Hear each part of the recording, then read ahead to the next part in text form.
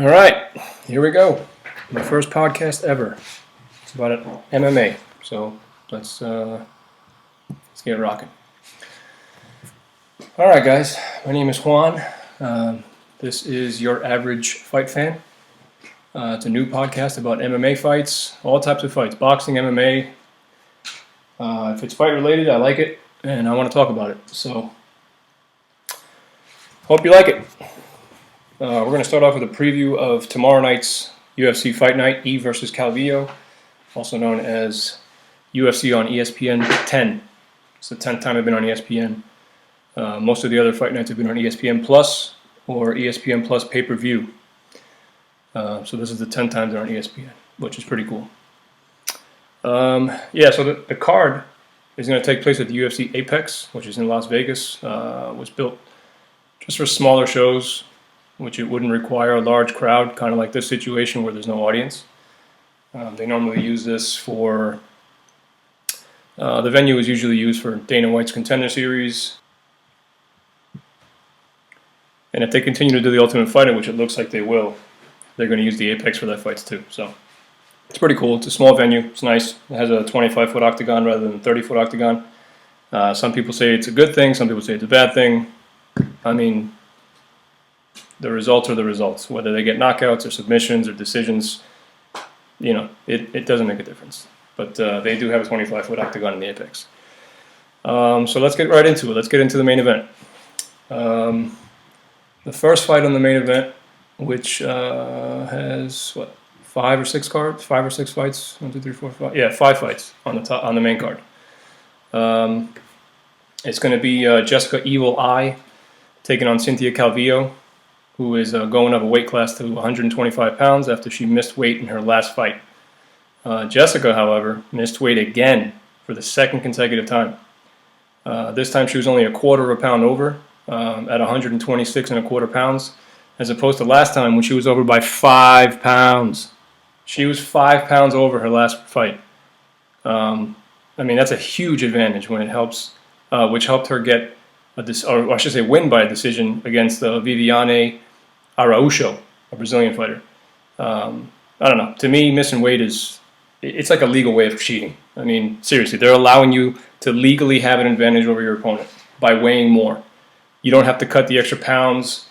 Your opponent is doing everything they can to dehydrate themselves, to, cut their weight to as much as they possibly can to make the weight, but yet you come in 5 pounds over. Not having to cut those extra 5 pounds is a giant advantage, and I don't like it. I think it's cheating. So, I don't know what made her miss 5 pounds. I don't know if has lack of,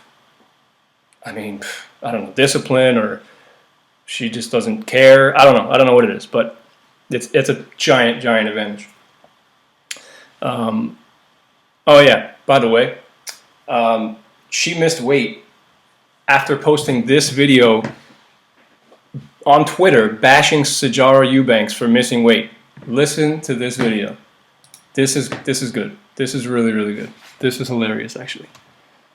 This is funny. Check this out. All that mean mugging really don't mean nothing when you can't make weight. Come on, Sarge. You couldn't put your foot in your mouth any more than you ever have, than you did today. Learn to be a professional. You'll get the fights that you want and you feel you deserve when you make weight, just like the rest of us. So that's Jessica I bashing Sijara Eubanks, who she calls Charge because her Twitter handle is Sarge in Charge, for missing weight. And she did. Sijara Eubanks did miss weight once, and ended up winning that fight. But Jessica I goes and bashes her, and then goes and misses weight twice. 1 a quarter pound over and 1 5 pounds over. Come on. That's ridiculous. And then, come on. It is what it is. She's I don't know. But let's move on. All right. Anyway, back to the present. Jessica looked worried on the scales. I was watching the video. She looked almost scared. Kind of like she knew that she was going to miss weight. Like she knew she was going to be over. So I watched the video. Her face was, I don't know. She came in. She looked scared. She looked worried. She had, she had the assistants, wrapped a towel around her. She knew she was going to miss weight, or she knew she was going to be close enough where she had to be naked, so they had to wrap the towel around her. But apparently, the people that were in the room, the media that were there live, say that she looked really messed up. She couldn't walk right. And even the guys at MMA Fighting say that they even heard her say, "I'm done, guys. I can't stand." So obviously she was very, very dehydrated. It's not easy. It is not easy to dehydrate your body to a weight that you have to get to. But I mean, you signed the contract. You signed to say, yes, I can make 125 pounds, or I can make 115 pounds, or I can make 135 pounds. She's fought at all three. You have to decide what you can and cannot do, and you should know what your body can and can't take. So, if you sign on that dotted line saying I'm going to make 125 pounds, you need to be 100, or in this case, since it's not a title fight, 126 pounds. She was at 126 and a quarter. Okay, so she missed weight. I'm going to be honest, it is not looking good for her right now. She has, 4 wins, 6 losses, and 1 no contest in the last 11 fights, including 4 straight losses. But then again, she did come back and win 3 in a row. But then oh God, this was hard to watch. She was devastatingly, viciously knocked out from a head kick by Valentina Shevchenko for the flyweight title. Whew. If you haven't seen that video, you need to search for that. You need to search for Shevchenko knocks out Jessica Ai. Oh God, man, that's hard to watch. But yeah, vicious head kick knockout. But again, she came back after that fight, got a victory by being 5 pounds over, of course. So this is her second time missing weight. So let's see what happens. I don't know. Let's see what happens. And also, do not forget that when you miss weight, a portion of your purse goes to your opponent. So Jessica's forfeiting 25% of her earnings to Cynthia Calvillo. So we'll see how this plays out. But as of right now, it doesn't look good. We'll see. She's a good fighter. She is a good fighter. She's a good boxer. She's a good fighter. I can't take that away from her, but it's not looking good right now. Jessica's ranked number 1 with a record of 15-7 and 1 no contest. She is a good boxer. She mixes it up with occasional kicks. Does have good takedown defense, which is Cynthia's bread and butter. She likes to take it to the ground. She likes to wrestle. She likes to grapple. So we will see there, but I don't know. We'll see. Cynthia Calvillo, on the other hand, is ranked number 10. She was in the top 10 before losing. She was 8-0. Now she has a record of 8-1-1. With her only loss coming to the former strawweight queen, who's Carla Esparza. So Cynthia's a very well-rounded fighter. Trained at Team Alpha Male for a while. That's where she got her grappling really on point. From what I understand, she wrestled in high school. And I believe she wrestled in college. I'm not 100% sure about that. But now she trains at Tiger Muay Thai. So she has very impressive wrestling. She has very good takedown defense. And now she's working a lot on her striking, making this a very interesting matchup. So, like I said, Jessica is a good boxer. She does mix in the kicks. So you have Cynthia, who's been working on her Muay Thai, or in striking in general, for a while now. You add that with a very good wrestling game, makes for a good matchup. As far as the odds go, so Vegas always has odds for every fight, right? So this was a pick'em fight.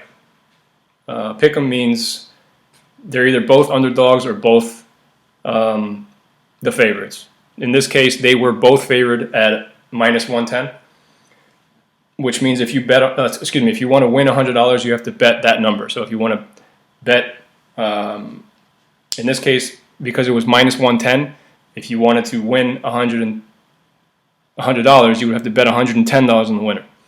But they've changed that as the fights usually get closer to happening. They start to change the odds. And as of now, the odds have Calvillo as a favorite at -130, and Jessica Evil Eye jumped to +110. So yeah, Those are the odds. So Calvillo is a favorite right now. Staying on the topic of missing weight, in the co-main event, the American Carl Baby K Robertson takes on Marvin the Italian Dream Vittori at 185 pounds. Robertson missed weight as well, and he also missed it for the second consecutive time, just like Jessica I did. Both times in this case were against Martin Vittori. The last time was just weeks ago when they were scheduled to fight in Jacksonville, Florida, where he was forced to pull out of the fight due to medical reasons from the weight cut. The fact that Carl pulled out of the fight pissed Vittori off so much that in the lobby of the Fighters Hotel, there was an altercation where, Vittori clearly lost it. And he was ready to fight him right then and there. From what I understand, there was, they were both coming down the elevator at the same time. Vittori, confronted him and said, "Hey, man, why'd you miss weight? What's going on? What's wrong with you? Blah, blah, blah." And it just led to, cursing, yelling, name-calling, you name it. It was pretty crazy. If you haven't seen that, you could check that video out as well. I don't know. Just search for Vittori Robertson Hotel altercation. It's kind of crazy. So that was just weeks ago, about a month ago actually, on May 12th. He missed the 186-pound middleweight limit by 1 pound, and was forced to pull out. This time he missed it by 4.5 pounds. So this time he came in at 190.5 pounds. Again, this is not a title fight, so they do get the extra pound. So he's at 190.5.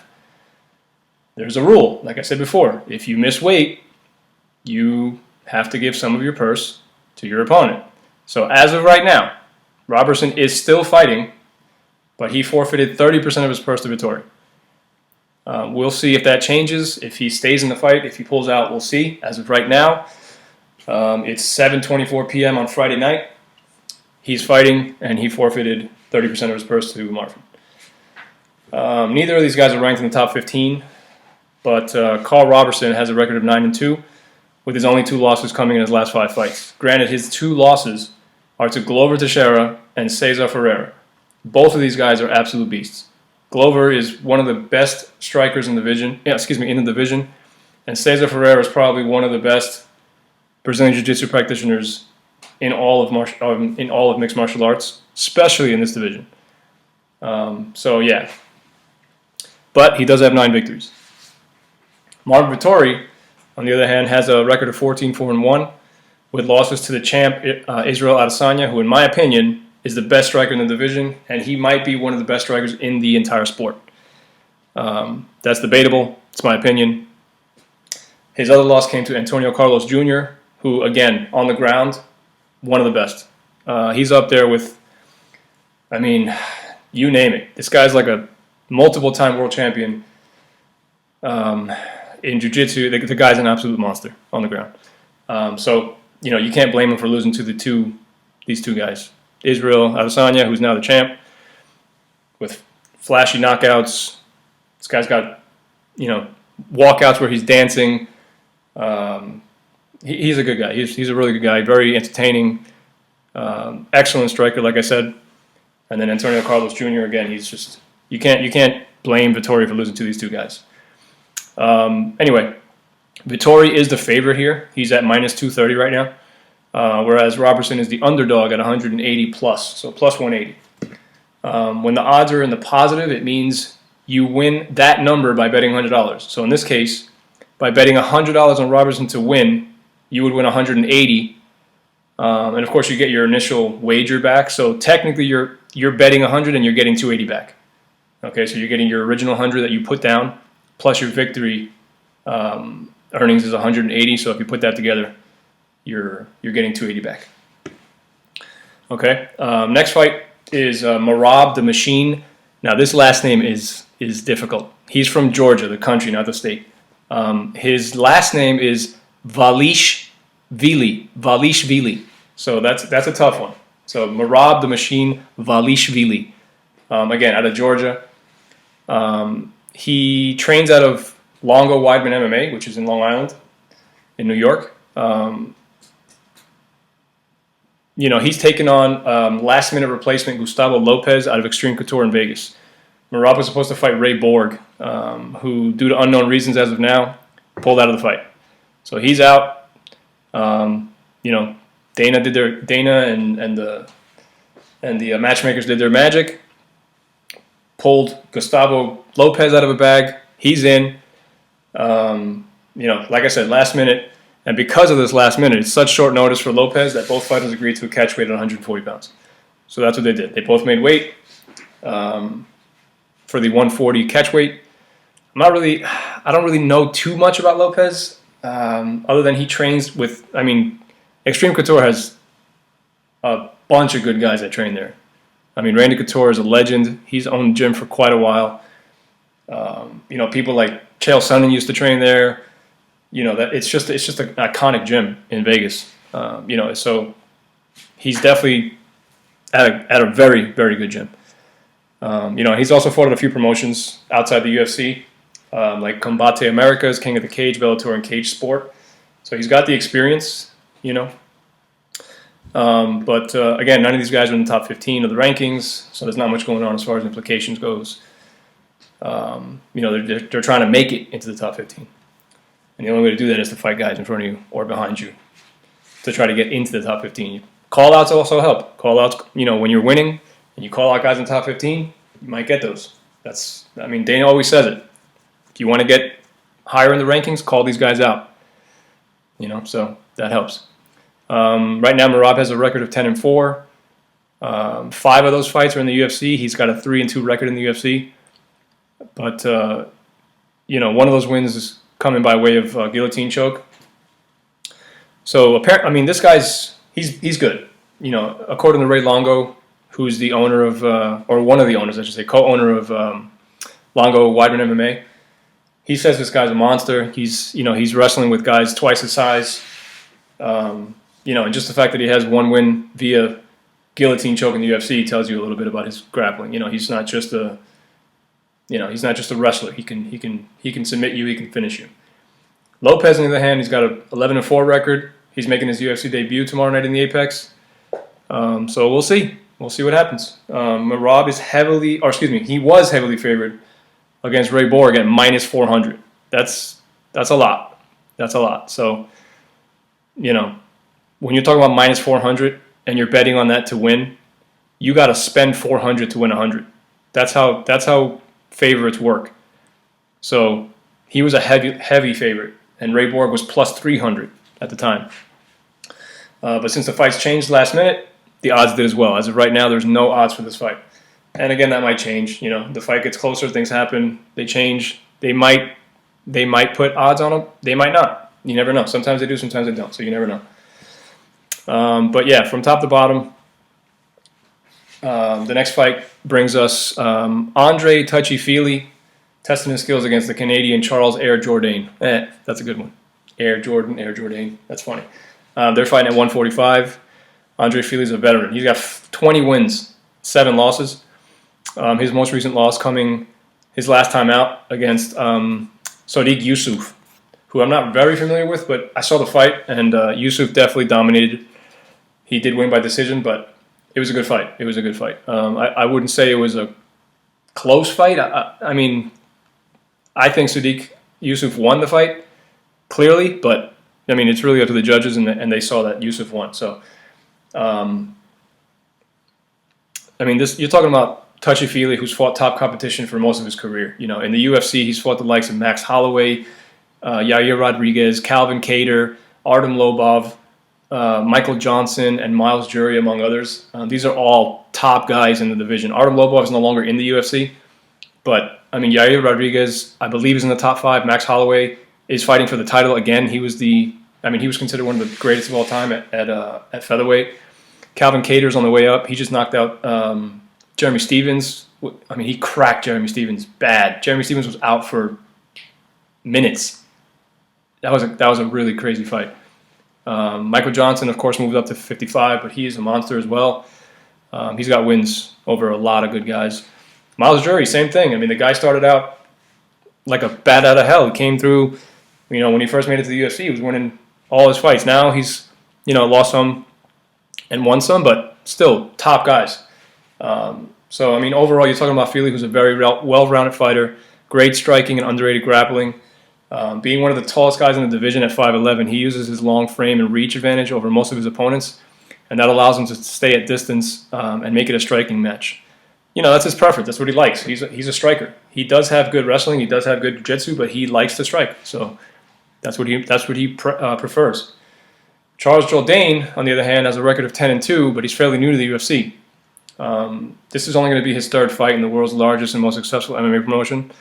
Losing his UFC debut by unanimous decision, he bounced back in a big way in his last fight by a very impressive knockout win over Do Ho Choi. He's got some good striking. It was a really good striking battle, and they both average over. I'm sorry, this is going to be a really good striking battle because they both average over 4 significant strikes per minute. It's not like they're going to throw one, and it's going to be a good back and forth battle. Not to mention all of Jourdain's 10 wins have all come by either knockout, stoppage, or submission. That's crazy. 10 wins, all by stoppage, submission, or knockout. So it's going to be good. It's going to be good. Even with all that, Fili is still the favorite at -240. Jourdain's coming in at +200. So again, the odds have Fili as the favorite. If you want to bet on Fili, you'd have to spend $240 to win 100. So yeah. The fight that opens the main card on ESPN is 13th ranked Jordan Espinoza versus Mark Bumblebee De La Rosa. Espinoza is coming off 2 losses in a row and is looking to get back in the wins column with this fight. He holds a record of 14-7. So the last thing I want to touch on is just one fight in the prelims. I'm not going to go through all the prelims. I don't think it's, the prelims is just like any other fight night, except this is not the greatest card of all time. But I just want to touch on one of them, and that's Charles Rosa. He goes by Boston Strong. He's fighting again 33 days after getting completely dominated on the ground by Bryce Mitchell for almost all of the entire 15 minutes that the fight lasted. Please understand how Charles Rosa is a black belt in jiu-jitsu under Ricardo Laborio. And he trains at American Top Team in Coconut Creek, which has many champions in various organizations. But going back to Ricardo Laborio, he's one of the greatest jiu-jitsu practitioners in the world, by far. I mean, you're talking about a guy who's an absolute legend. And Charles Rosa has a black belt under this guy. So you have to think about having a black belt under Ricardo Laborio, and he has 8 wins by submission and 3 by knockout or TKO. 8 wins by submission, Charles Rosa. 3 wins by knockout or TKO. Okay? That shows you how good Bryce Mitchell is. If you don't know who Bryce Mitchell is, you need to look him up and keep an eye on this man. He is a very, very skilled fighter. He dominated Charles Rosa for almost all of the 15 minutes. So, yeah, Bryce Mitchell he's something special. And we'll see how his career progresses, but right now it's looking pretty. So I'm really curious to see how Rosa looks tomorrow, with such short notice, such a short turnaround. And also mentally, how's he going to deal with it? Getting dominated by that when you're a black belt and you're very, very high level black belt, you get dominated like that. It's tough. Mentally, it's tough. And physically, he's only had a month to recover. And not only did he have a month to recover, but he has to jump right back into a fight camp, training, 2-a-days, 3-a-days, to get prepared, to make weight, to fight another fight a month later or 33 days later. That is not easy. So I'm very curious to see how he's going to look, what he's going to do, and mentally how he's going to prepare and how he's going to be during the fight. Charles holds a 12-4 record with his first 9 fights ending in stoppage victories. That's crazy. That's a lot. He's matched against Kevin Aguilar, who himself is also coming off back-to-back losses. So he's looking to get back in the win column too. He holds a record of 17-3, with 5 of those fought in the UFC between Contender Series, which again is fought in the Apex. I believe it's on Tuesdays. I think it's called the Tuesdays. Dana White's Tuesday Night Contender Series, I think it's called. And he's also fought in some fight nights. So right now, it's kind of crazy, but they have Kevin Aguilar as a favorite at minus 190. They have Charles Rosa at plus 150. So not, he's a slight favorite, but he's a favorite. Kevin Aguilar, he is a favorite. So, like I said, we will see. Like I said before, this is not the best UFC card that they've ever put on. It's really not. It has a few good fights, but other than that, if you're not a diehard fan, this is not the fight card that most average viewers are going to watch. I couldn't even fathom how many peak viewers this is going to have compared to other fight nights. You know what I mean? But it's pretty obvious. It's not a great card. But again, I tend not to miss many cards throughout the year, so I'm going to watch it. I intend on having episodes, whether it's a good card or a bad card.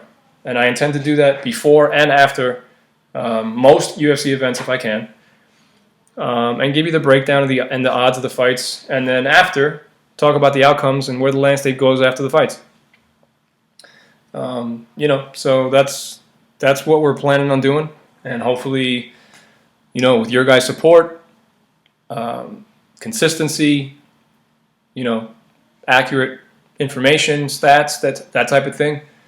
Hopefully we can keep this thing going, But that's just about all I have for you guys today. If you like the content and you want to hear more, please subscribe to my podcast.